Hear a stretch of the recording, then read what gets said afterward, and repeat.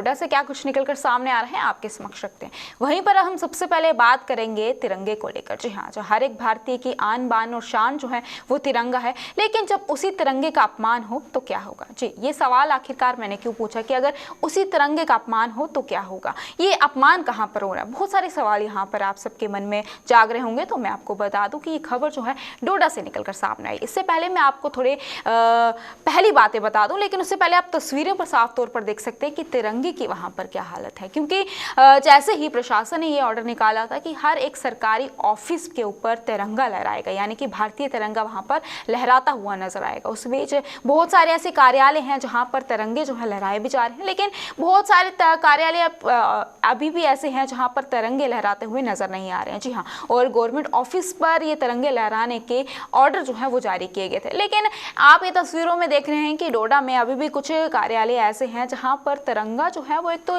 लहरा हुआ दिखता ही नहीं है, वहीं पर दूसरी जगह जहां पर तिरंगा लहराया तो जा रहा है, लेकिन उसका अपमान किस तरह से किया है। अगर उस तिरंगे में कुछ खराबी थी तो उस तिरंगे को चेंज भी कर दिया जा सकता था, लेकिन नहीं, एक भारतीय होने के बावजूद भी इस तरह से तिरंगे का अपमान किस हद तक सही है। तो चलिए पूरे मामले का जायजा लेते हैं। बातचीत करने के लिए हमारे साथ ही जो कि ग्राउंड जीरो से वसीम गट्टू हमारे साथ ज्वाइन कर चुके हैं, इनसे तमाम जानकारी लेते हैं। वसीम, आपसे जानना चाहेंगे सबसे पहले, अगर हम तिरंगे की बात करते हैं जहां पर हर एक भारतीय की आन बान और शान जो है वो तिरंगा होता है, और उसी बीच अगर तिरंगे का इस तरह से अपमान किया जाए और वो भी गवर्नमेंट ऑफिस के ऊपर जो तिरंगा लहराया उसका इस तरह से अपमान, क्या आपने उन ऑफिसर से बात करने की कोशिश की है जो उस कार्यालय में काम करते हैं कि आखिरकार अगर तिरंगे की इस तरह से हालत है, क्या उन्होंने एक बार भी नहीं सोचा कि इस तिरंगे को जो है बदला दिया जाए?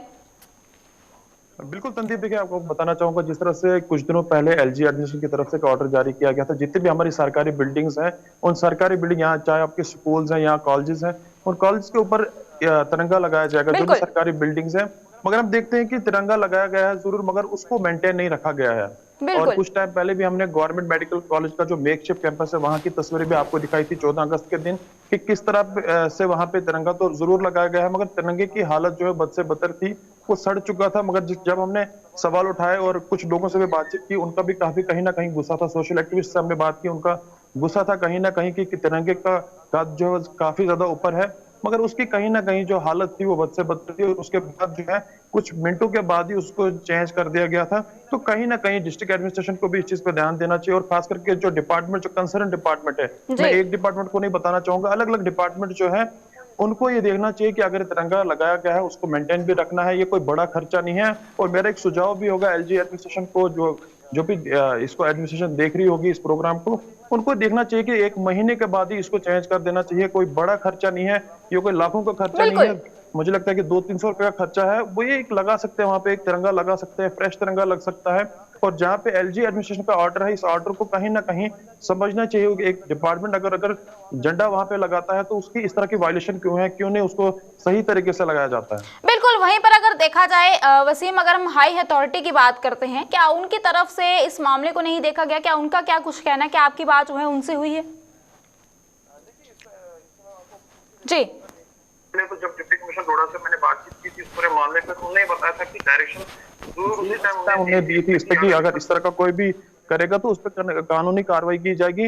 मगर मैं आपको बताऊं कि डिपार्टमेंट को कहीं ना कहीं अलग अलग डिपार्टमेंट जो है जो लगाए हैं, हम देखते हैं कि उनके कलर फेड हो चुके हैं। अलग अलग डिपार्टमेंट के अंदर हम देख रहे हैं कि एक बार लगाए गए हैं, स्टिक के साथ लगाए गए हैं, वो कद नहीं रखा गया है जो कद इसका है। तो इस चीज को समझना चाहिए। जो भी एडमिनिस्ट्रेशन का ऑर्डर जारी किया गया है एडमिनिस्ट्रेशन की तरफ से, ये मुझे उम्मीद है कि डिप्टी कमिश्नर साहब भी देख रहे हैं इस प्रोग्राम को, और उसके बाद ही कोई जरूर एक्शन भी लेंगे और डिपार्टमेंट जो है उनको डायरेक्शन भी देंगे। बिल्कुल, तो क्या कहेंगे वसीम, यहाँ पर किसकी गलती जो है नजर आ रही है? क्योंकि तिरंगे का इस तरह से अपमान हो रहा है और उसके बावजूद, ये सब देखने के बावजूद भी तिरंगे को जो है बदलाया नहीं गया, उसको चेंज नहीं किया गया। जरूरी नहीं है कि अगर हम अथॉरिटी से बात करें वो ही इस तिरंगे को चेंज कर सकते। एक आम नागरिक होने के चलते, भारतीय होने के चलते कोई भी इसे जो है चेंज कर सकता है। उस कार्यालय में जो काम करते हैं वो भी उसे चेंज कर सकते थे।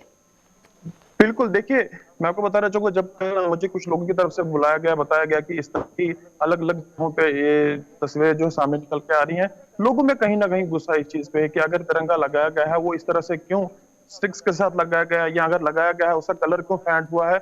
ये अपने आप में एक सवाल पैदा हो रहा है। और मुझे जी। उम्मीद है कि डिप्टी कमिश्नर साहब से जब हमने बातचीत की थी, आज ये प्रोग्राम के बाद मुझे लगता है कोई डिसीजन भी लेंगे, वो कोई कदम भी उठाएंगे, कोई डायरेक्शन भी उन डिपार्टमेंट्स को देंगे और हिदायत भी करेंगे उनको कि अगर आपने ये तिरंगा लगाया है, ये इस तरह से क्यों है, क्यों इसका पूरा जो है प्रोटोकॉल के तहत के क्यों नहीं ये लगाया गया है। तो कहीं ना कहीं देखना होगा। और डिपार्टमेंट, अब ये नहीं है कि डिप्टी कमिश्नर साहब अलग अलग डिपार्टमेंट काफी ज्यादा लोड उनको ऊपर भी होता है, काफी ज्यादा जो अलग अलग डिपार्टमेंट जो रखे गए हैं उनको खुद ये सुपरविजन करना चाहिए। जो भी अथॉरिटीज हैं, जो भी डिपार्टमेंट्स हैं, जी। उनको खुद ये देखना चाहिए कि अगर हम किसी कुर्सी पे बैठे हैं, हमें किसी कुर्सी पे बिठाया गया है, तो तिरंगे की इस तरह की वायलेशन क्यों है। बिल्कुल, चलिए वसीम, बहुत बहुत शुक्रिया तमाम जानकारी जो है हमारे समक्ष रखने के लिए। तो ये थे हमारे साथ हमारे संवाददाता वसीम गट्टू, जो कि तमाम जानकारी जिन्होंने हमारे समक्ष रखी और बताया कि किस तरह से उन्होंने अथॉरिटी से भी बात की, उसके बावजूद अब लगता है कि हो सकता है इस पर संज्ञान जो है लिया जाए। लेकिन इससे पहले सवाल ये उठता है, क्या अगर इसके खिलाफ कोई आवाज नहीं उठाता तो क्या इस मामले को लेकर नहीं देखा जाता, इस पर संज्ञान जो है नहीं लिया जाता?